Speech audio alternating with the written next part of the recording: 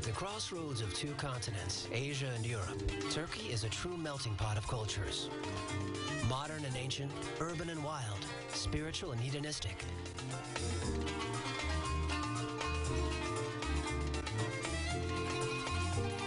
Turkey is an invitation to numerous journeys, journeys in time, and journeys for the senses. Turkey's past is expressed in its mosaics, in the remains of its ancient cities, in its Byzantine heritage, and in the splendor of the Ottoman culture. You're in Turkey. Sit down with a glass of tea. Listen to the call to prayer. Soak up the colorful atmosphere and get ready for a memorable journey.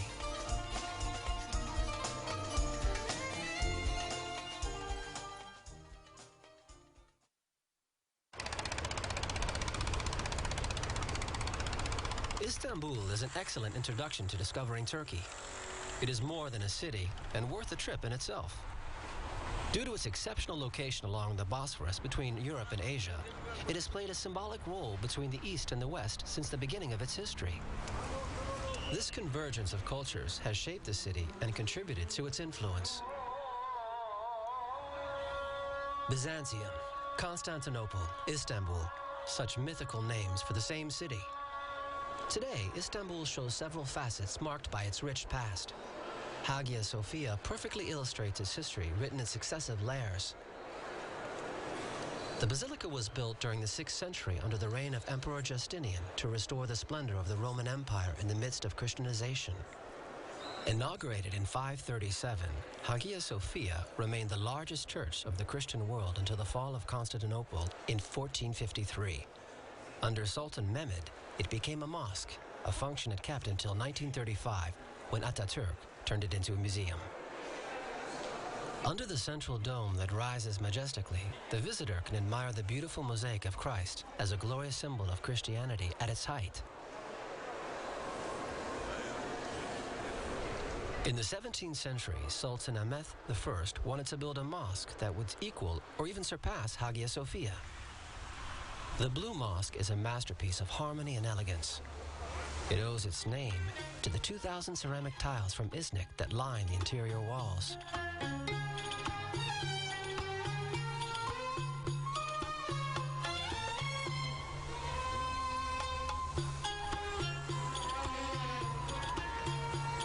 Near the major religious monuments, the Topkapi Palace was the residence of the Ottoman sultans for almost 4 centuries. They lived there with their entourage. The Fountain of Ahmet III, one of the city's most beautiful fountains, symbolizes the entrance to the palace. The palace has expanded over the centuries, but its overall layout, set around 4 courts, has not changed. The Ottomans followed the Byzantine tradition of isolating the monarch from the people.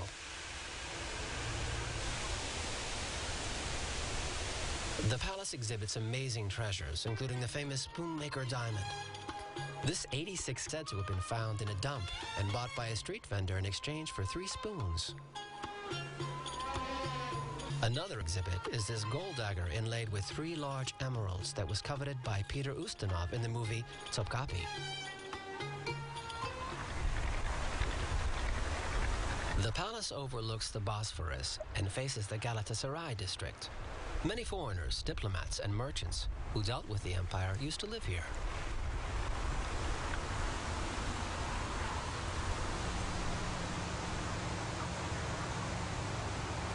Four private pavilions for the Sultan occupy the 4th court.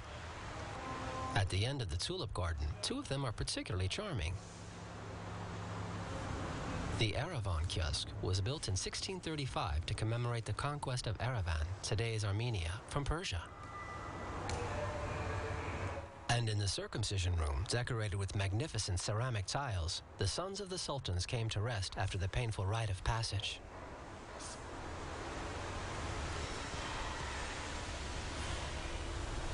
According to popular belief, the harem was a place of debauchery for the sultan. Actually, it housed the private apartments of the imperial family. Tradition and the constraints of the etiquette regulated every aspect of life in the harem. However, Sultan Mehmed IV did have 112 children.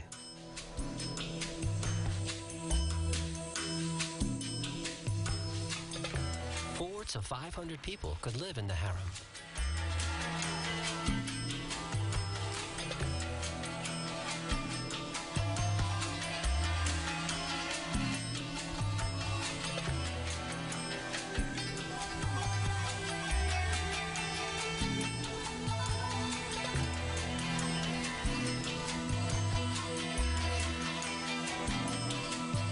Below, near the banks of the Bosphorus, drawn by the scents of spices, follow the crowd to reach the Egyptian market. Up until recently, merchants here still sold products such as cinnamon, cannon powder, rabbit fat, aloe, saffron, and ass's milk. Most of the shops have now chosen to sell more common products such as used cheese, olives, delicious fish from the Bosphorus or the Sea of Marmara, and the obligatory spices. All the ingredients of traditional Turkish cooking are available in this noisy and animated hall of tastes.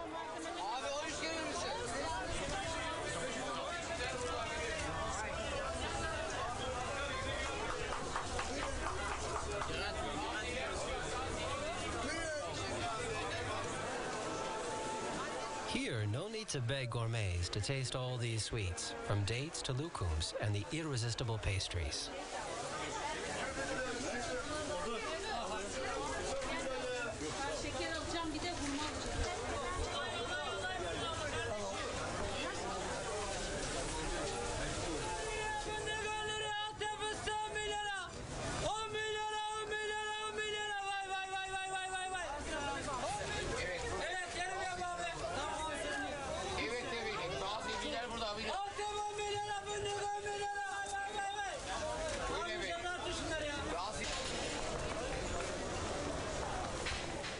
Through the labyrinth of covered streets above the Egyptian market, you can reach the Grand Bazaar with its many products for tourists.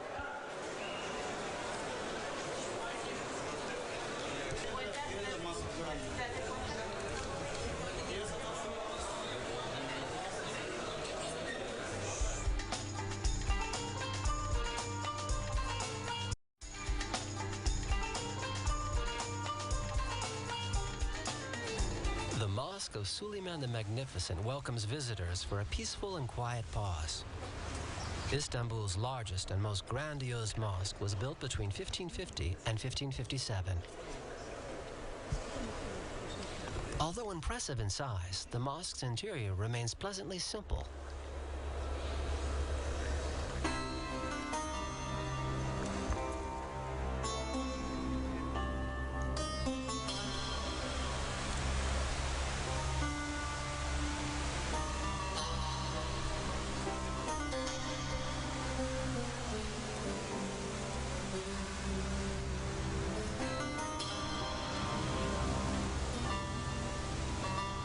Built on one of the hills overlooking the Golden Horn, this remarkable landmark also offers a beautiful vista.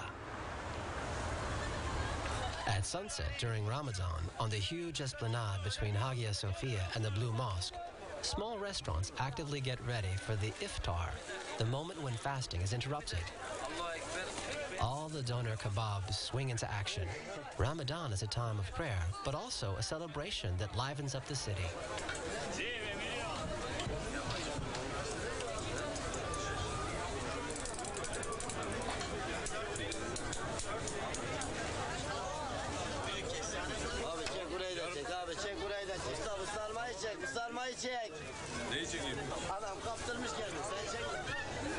After a long day of fasting without drinking nor eating, the Muslims here are waiting for the muezzin to light up the minarets and to begin to sing.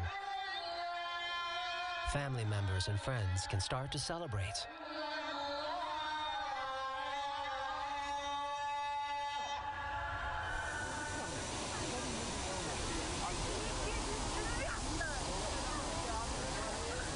In this friendly atmosphere, they enjoy the opportunity to meet again and have a good time together.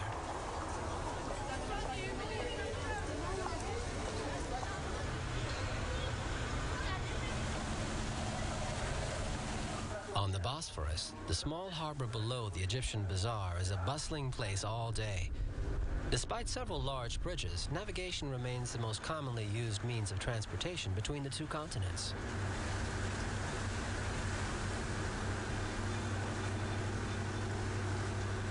palaces built by the Sultan spread further north along the western shore of the Bosphorus.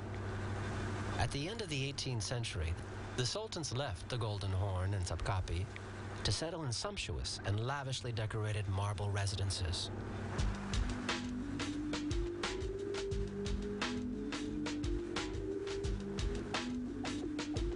During the 19th century, the sultans became increasingly drawn to the Occident, whose influence is felt in the architecture of the palaces and the Baroque-style mosques.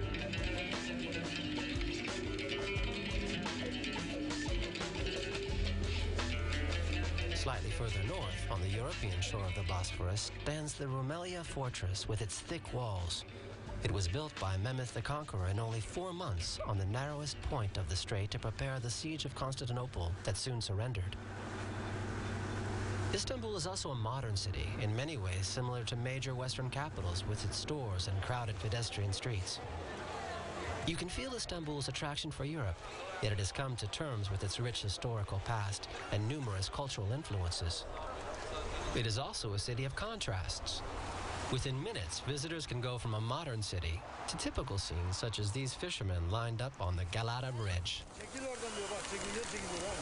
Hello?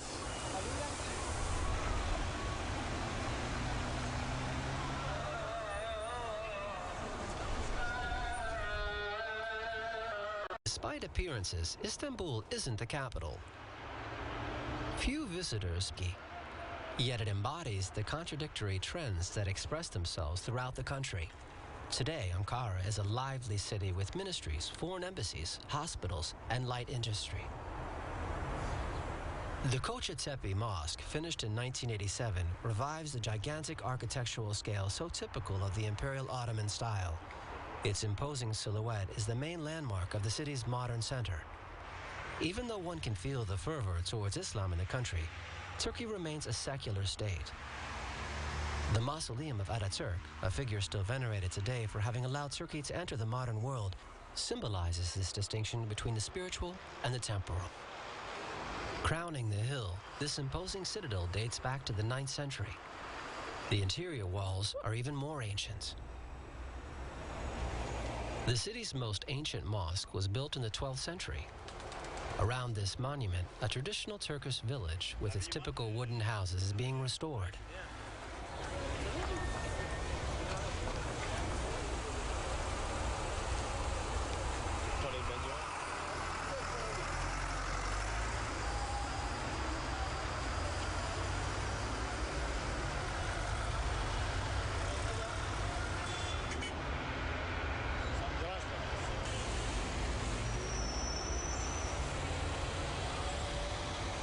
Like all of Turkey, Ankara is full of contrasts. In several districts of the capital, wood is still used for cooking and heating.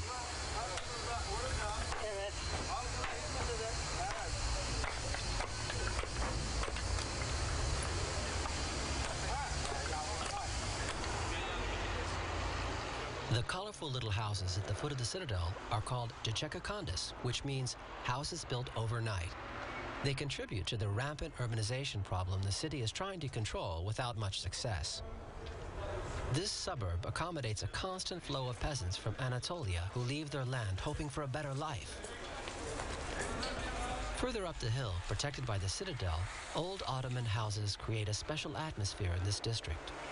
The dry fruit markets are a must, as well as the raisins from Anatolia that are eaten all day long.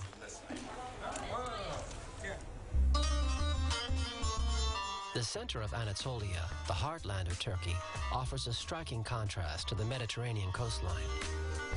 The large undulating plains seem desolate with only herds of sheep. Yet dynamic and amazing towns called Anatolian tigers are suddenly emerging there.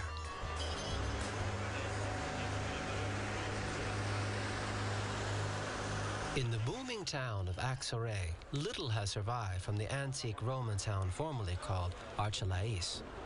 Along these modern roads in the heart of Anatolia, life seems to peacefully follow its course. But this region, the bridge between Europe and Asia and the cradle of many civilizations, has seen the armies of dozens of empires go by. These vestiges bear witness to the vivacious commercial activity of old. Near the Kızıl Mosque, this strange minaret dating back to 1236 is called the Turkish Tower of Pisa because of its tilted appearance.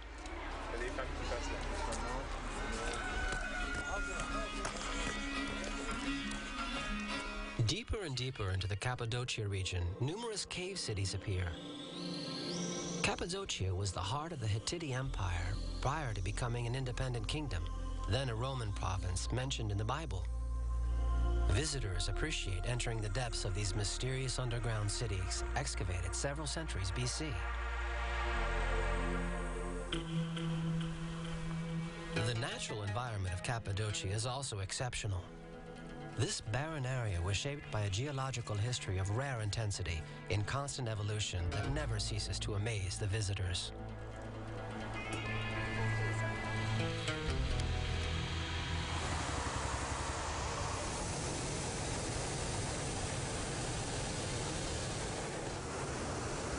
Cappadocia is one of the best places in the world for a first hot air balloon experience.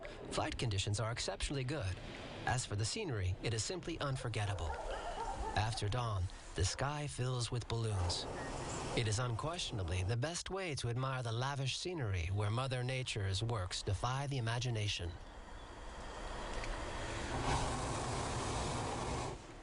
On to Ortahisar, a village in the Gorem Valley, spared by mass tourism.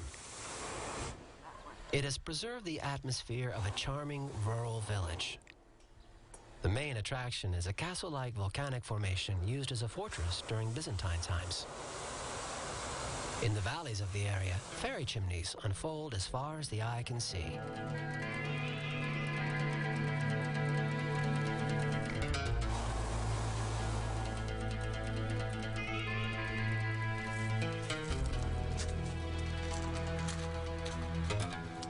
This is the pretty town of Uçhisar. Its castle is a high volcanic peak set at 1,300 meters and carved out with tunnels and openings. Today, this tourist attraction offers a panoramic view of the valleys and countryside of Cappadocia.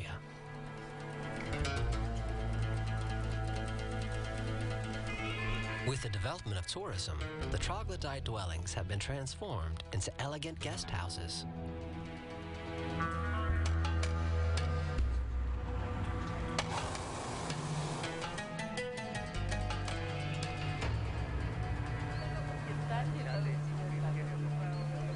On the other side of the peak, life unfolds in dwellings carved in the tufa. All the occupants are aware that they're living in a fragile world, a world in suspension, doomed to disappear someday due to erosion's endless activity.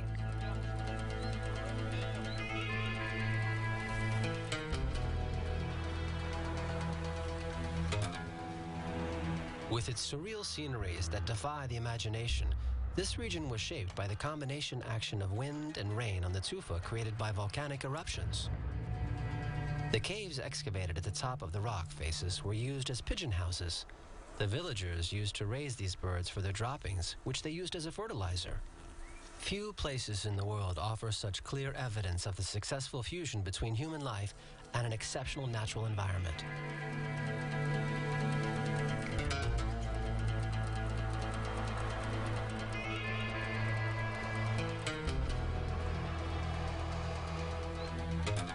At the beginning of the Love Valley, the last phase of erosion is in progress.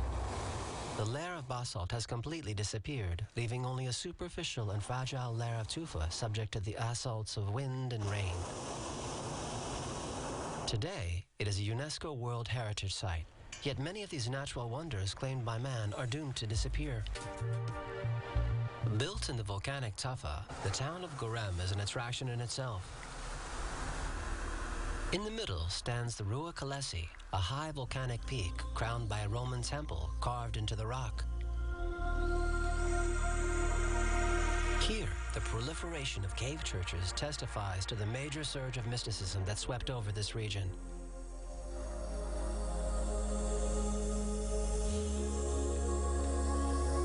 Today, the difficulty lies in preserving this heritage that includes approximately 1,000 sites exposed to the rough continental climate and the flow of, at times, inconsiderate tourists. The Tokali Kalisi is one of the most beautiful churches of Gorem. Its frescoes, painted around 950, illustrate scenes of the life of Christ that unfolds like a picture book.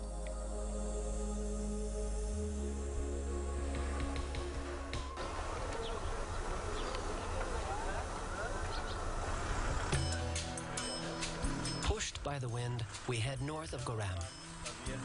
Here, the scenery offers new marvels and formations molded by erosion. We can let our imagination run wild by trying to guess which shapes of objects, characters, or animals have been carved out in these stone chimneys.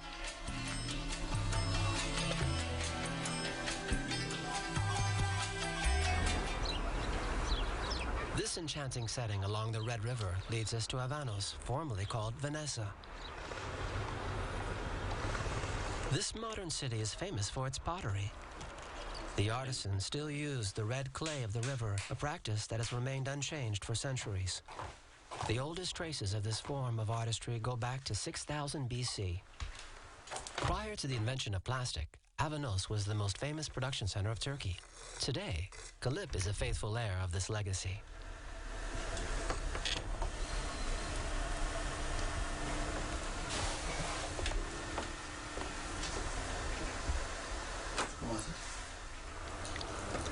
Avanos was also famous for the talent of its weavers, particularly during the Ottoman era. Today, although the artisans use synthetic materials and nylon, they also continue to work with silk. During the month of October, the caterpillars settle in their silk cocoons. Boiling water will prevent them from ever becoming butterflies.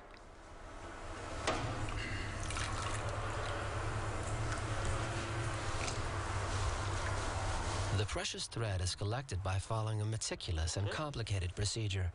The beginning of the thread must be found in order to empty the cocoon and recover the silk threads on skeins.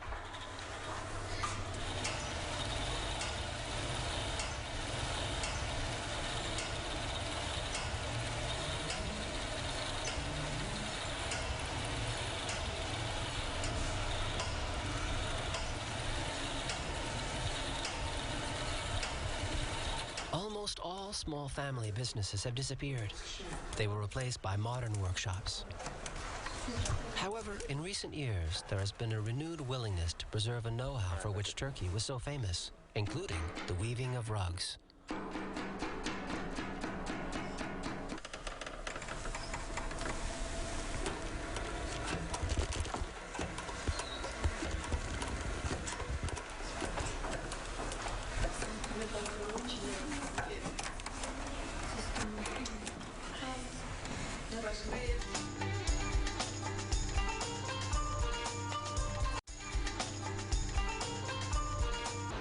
Along the roads, the presence of numerous caravanserai attests to the intense trading activity in ancient times. Many of these monuments reflect this particularly rich past. Heading west, this is the imposing Sultan Han caravanserai, whose construction began in 1229. It was restored and certainly is today one of the most beautiful caravanserais in Turkey. The inner courtyard lined with porticos has a mosque in its center. During the 18th century, the Seljuk built several caravanserais throughout Anatolia along the Silk Road. These fresh supply posts were built one day's journeys apart to facilitate trade exchanges. The construction costs were covered by the Sultan and paid through tributes levied on the profitable exchange of goods.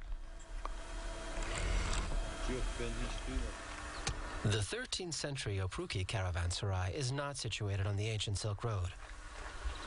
It was built with Roman vestiges, demonstrating, if need be, the tremendous archaeological potential of the region. At the bottom of the caravanserai, a strange volcanic lake lets a feeling of mystery float over the site.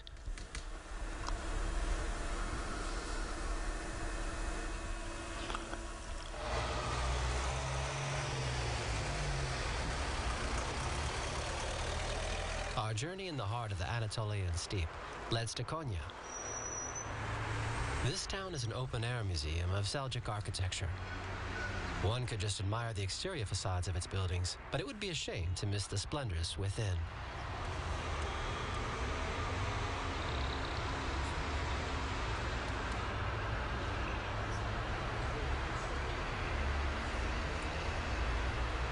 The Inchi Minaret was a Quranic school built in 1264.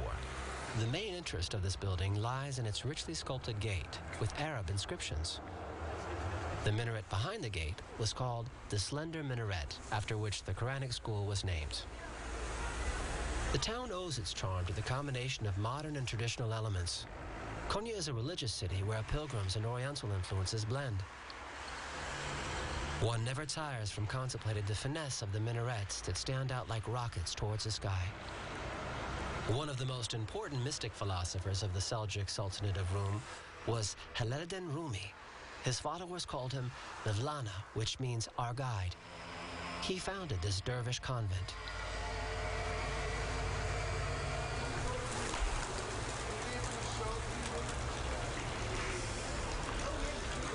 To pray, the dervish do a ritual dance symbolizing oneness with God. With the right hand held high, they receive blessings from heaven and communicate them to earth with the palm of their left hand towards the ground.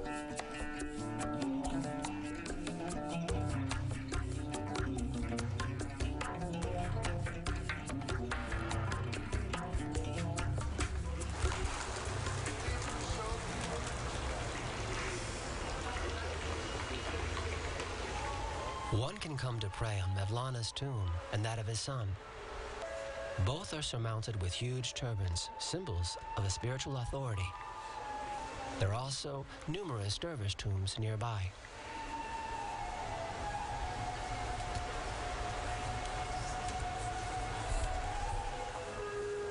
In the adjoining mosque, several exposed silk prayer carpets are the object of intense worship. Many Muslims come here on pilgrimage.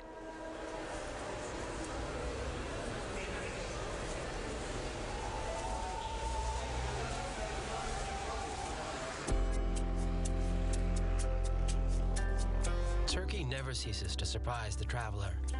North of Antalya, 3 large freshwater lakes are surrounded by mountains. Their names, Burdur, Egerdir, and Beyazıt.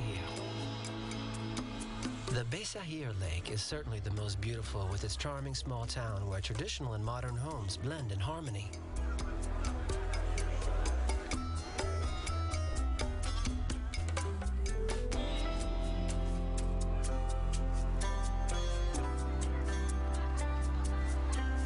The town used to have a strategic position on the caravan road that linked Konya to the Mediterranean Sea. In Beyazıt, you will discover the traditional and authentic face of Turkey, which the coastal towns have lost.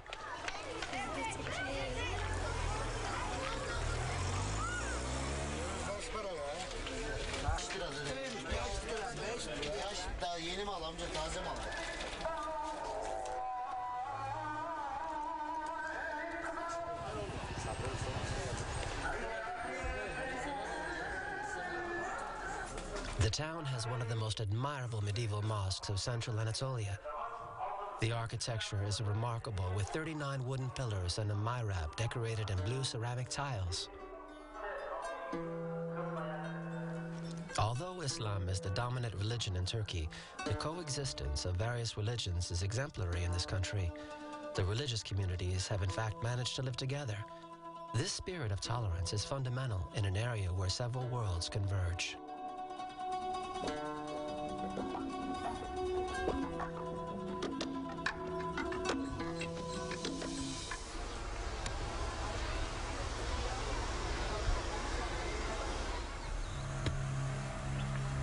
By following a Roman aqueduct towards the Mediterranean Sea, we reach the fertile crescent that extends east of Anatolia, formerly called Pamphili, with fields of cotton, fruits, and vegetables.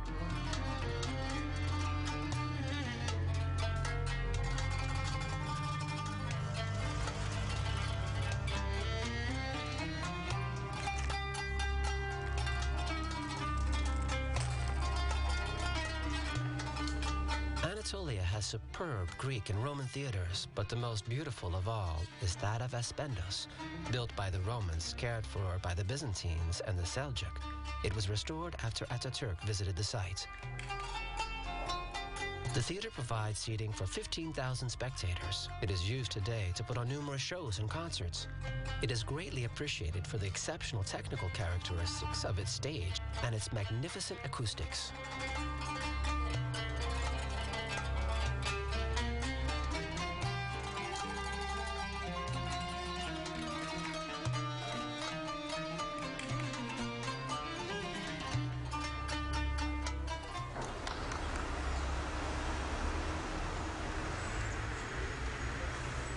The flourishing town of Antalya is located above a gulf dominated by the Taurus Mountains on the edge of a plateau with cliffs plunging into the sea. Sophisticated and relaxed, it has the advantages of a large city, yet has managed to preserve its historical center. In ancient times, the city walls were used to resist attacks. Today, they prevent traffic from invading its narrow streets so as to better enjoy the charms of this Ottoman town.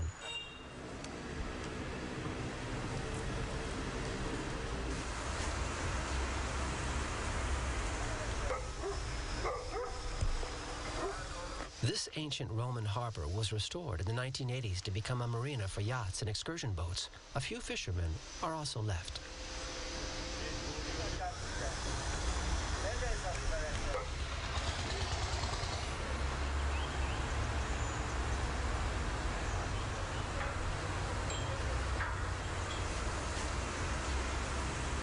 From here, one can explore the islands of the Gulf of Antalya or visit other towns along the coast such as Phalessis, Olympos, or Kale.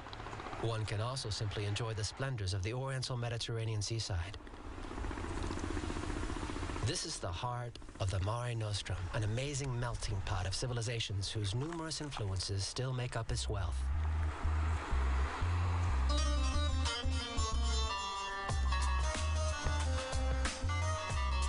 The journey continues along the coast. Kalkan is a former Greek Ottoman town. Discovered in the 1980s by travelers searching for a simple life and tranquility, this small Mediterranean village recently built a marina and developed resort accommodations. Yet Greek houses and traditional Ottoman homes still line the streets of Kalkan, and the fishermen continue to liven up the harbor.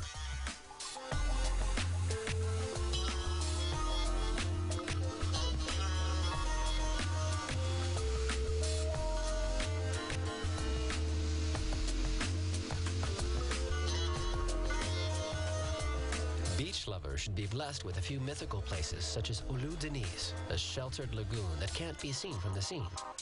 When arriving here from the hills, one discovers the splendid view of a bay of crystal clear water, a sandy beach, and the sea in the background.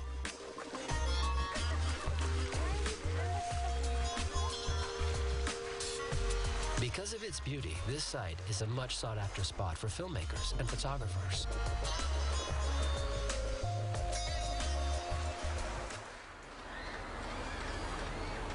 By following the Mediterranean coast, hidden south of a large bay, one discovers Fithiye, a very ancient town formerly known as Tel Messos.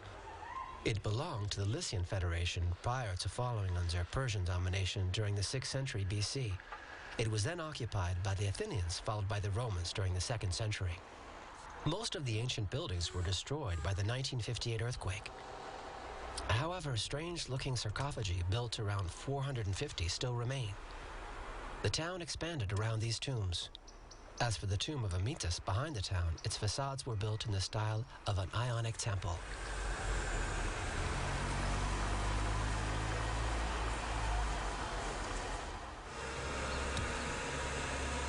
Bodrum symbolizes a more modern Turkey. This resort town is often referred to as the Turkish Saint-Tropez. But the vestiges of history are never far.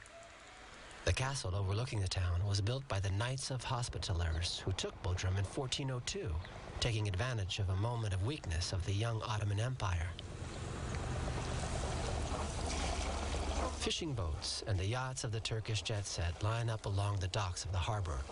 A few local sponge fishermen even managed to earn a decent living from their activity.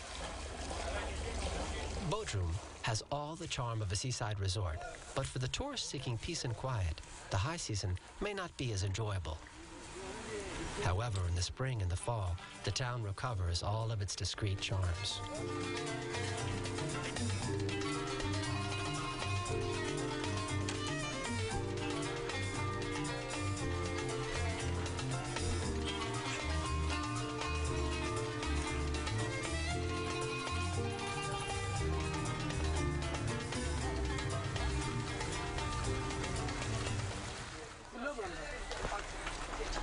the Bodrum airport, Milas will most probably appeal to those who wish to take advantage of a pleasant stopover away from the artifices of the seaside resorts. Milas has preserved a few of its several hundred years old residences, as well as beautiful Ottoman houses from the beginning of the 20th century.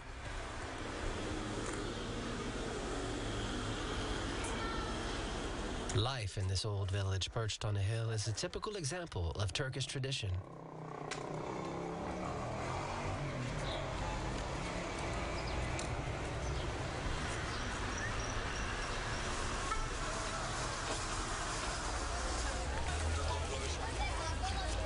Every Tuesday, peasants from the surrounding area sell their produce at a pretty local market.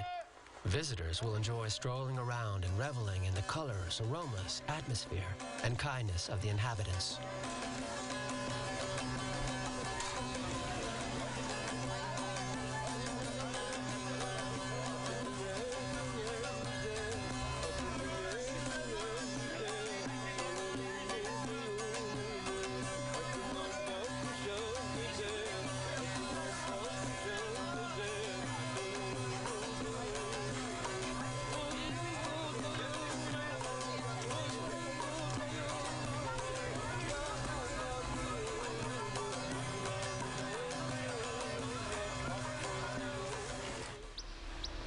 Those with a passion for history will easily be able to explore the numerous archaeological sites. Aphrodisias offers an insight into the magnificence and size of these classical cities that have disappeared today. The city was, of course, named after the Greek goddess of fertility, sexuality, and pleasure.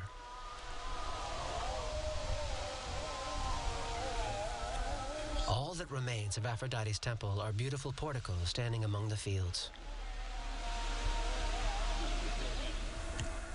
A path leads to a remarkably well-preserved stadium. Most of the 30,000 seats are still in good condition. One can easily imagine the atmosphere that prevailed during games, chariot races, and gladiators' fights.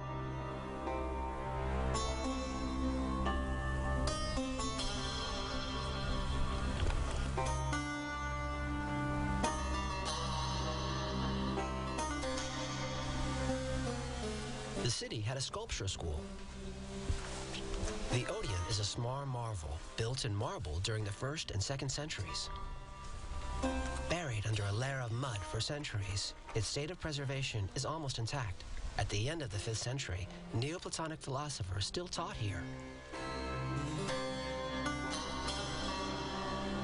The situation changed, however, during the Byzantine era. The Temple of Aphrodite became a plain Christian church, and the ancient monuments were destroyed to use the stones needed for the construction of the fortifications. After having lost its former glory, the city suffered the attacks of Tamerlane in 1402. It never recovered. Later, the Turkish village of Cer sprung up on its site.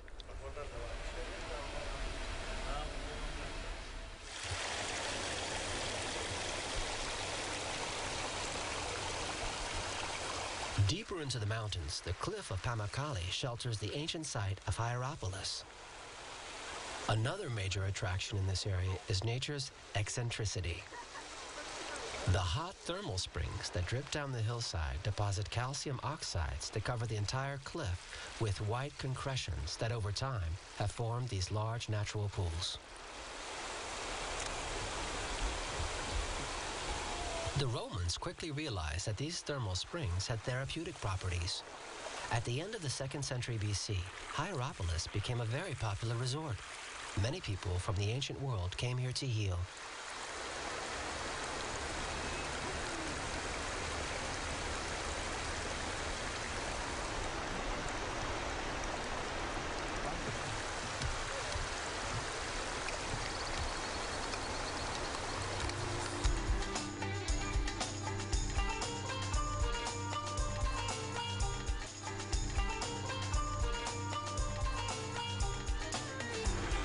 Today, Hierapolis remains one of Asia's most beautiful necropoli. Approximately 12,000 tombs line up on each side of a path that leads to the gate of the city. It stretches over almost 2 kilometers with ancient thermal baths in its center. At the beginning of the fall, upon leaving Hierapolis, the large plains surrounding Denizli bloom with delicate white balls of cotton. It is difficult to grow, and harvesting is by no means a pleasant experience. One must move around in plantations of shrubs whose branches are dry and hard. The owners usually employ seasonal workers from Eastern Europe who camp in the area during the picking. After the initial harvest, one must wait for the next flowers to bloom to pick the cotton again.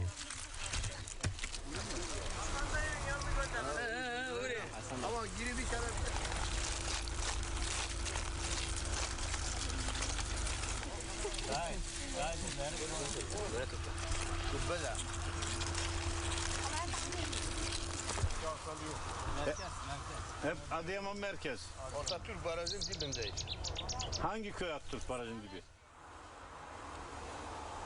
The road to Izmir goes through this plain where a different pottery style prevails. The work is very precise and meticulous. The pottery is more artistic than that of Avanos. The result is commensurate with the hours spent to create unique pieces that are very sought after by collectors.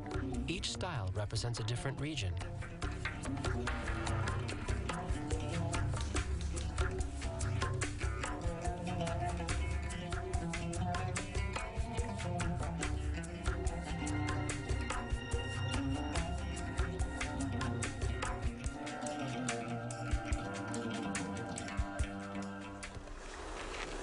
Heading back to the Aegean Sea, Efes is an amazing Greco-Roman site. With this avenue leading to the harbor, Efes was the foremost economic center of the region. The first traces of civilization here go back to the 3rd millennium BC. It also was an intellectual center. Heraclitus headed the Ionian philosophy school here. Apostle John wrote his gospel in Efes, and the first Christian communities were founded here.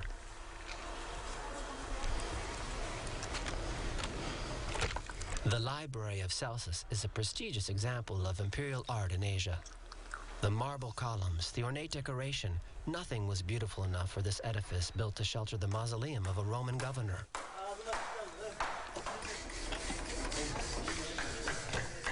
Archaeologists are still at work here. The task at hand is gigantic given the size of the site.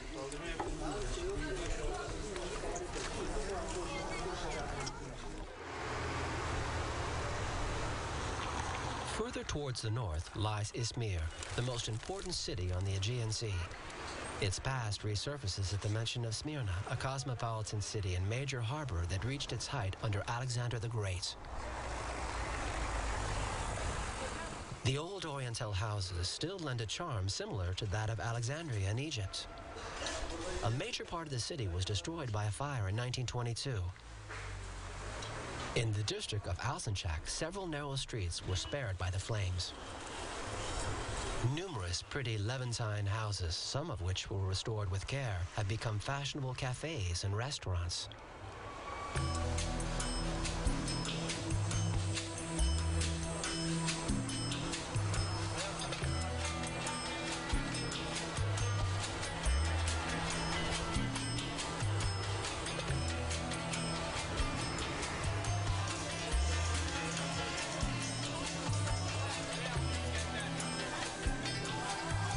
The interesting and picturesque bazaar of the city is a genuine labyrinth. Once again, the visitor will be able to revel in the charms of this country that is searching for an original course between contemporary and the limbo of its complex, rich, and fascinating history.